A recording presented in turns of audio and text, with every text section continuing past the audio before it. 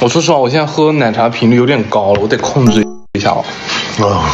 我之前大二、大三还是大一、大二，反正那个时候我对奶茶就是，也许一个星期点一杯都很多了。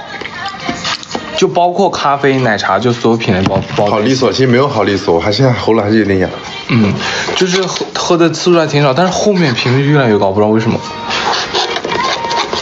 讲完最后唱喜欢是在擦汗、擦眼，是在擦汗，是吧？我是特别容易出汗的体质。你完全不是吧？只不过是你吹那个曲子太累了。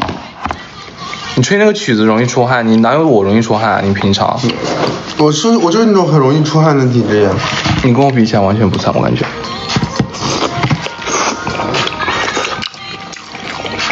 能不能说不同意开学？其实开学挺好的，你等到毕业了之后，你会想念开学的时光的。对的，就看到自己的同学假期过完了，只要你毕业了之后，你就会想起一句话：同学，我们没有下学期了。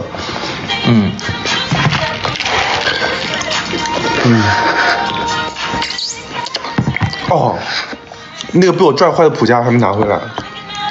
还在那边？对，我靠，我花270块买的。质量好差，270，这样一拽就掉了。对啊，一拽就掉了。退货。我操，太辣了，我不会再吃一口了。曲奇在那里，曲奇在 KTT， 大家可以去看我们的微博。对。但是我那天还跟我。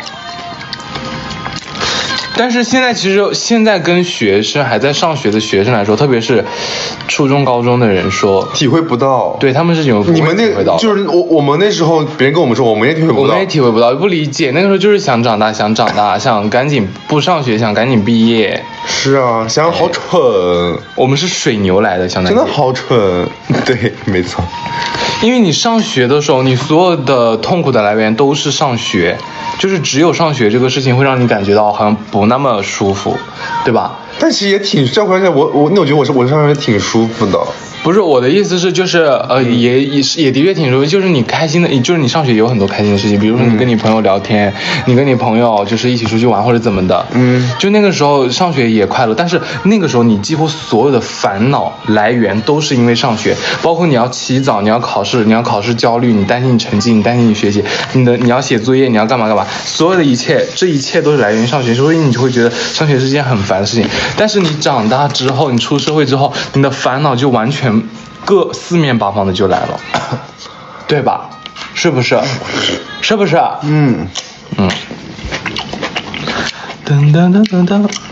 就是你出社会之后，你的烦恼四面八方来之后，所以在这个时候的我们会说，那个时候上学是很幸福。但是那个时候在上学的我们只用担心上学这一件事情，因为你吃，你爸妈都在管你，你什么都你爸妈在管你，就是你完全不用担心上学之外的所有事情。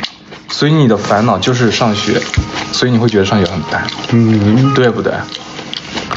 从哪里掏出来的水果？这个酒店他自己放的，我是我那个朋友订的酒店，然后我们再进来之后他就自己有水果。现在很多人工作累了，gap 一年去旅游，但现在的确有很多这样的人，就是不内耗。是啊，但是我觉得最应该做的事情是让在上学的时候休学1年去工作。